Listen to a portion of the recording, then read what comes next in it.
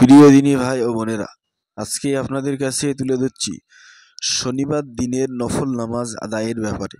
অর্থাৎ শনিবার দিনের নামাজ মোট কত রাকাত, কিভাবে পড়তে হবে, কোন কোন সূরা দিয়ে পড়তে হবে, কোন সময় পড়তে হবে এবং শনিবার দিনের নামাজের ফজিলাত কি, পুরো বিষয়টি জানার জন্য ভিডিওটি না টেনে শেষ পর্যন্ত ধীরস্থিরভাবে দেখতে থাকুন।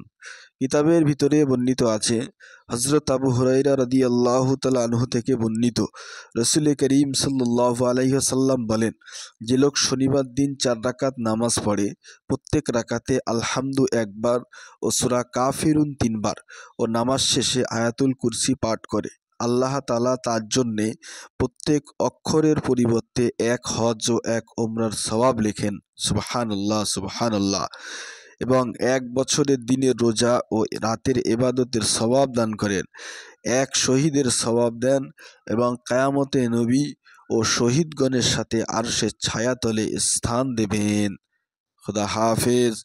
আসসালামু আলাইকুম ওয়া রাহমাতুল্লাহি তাআলা ওয়া বারাকাতুহু।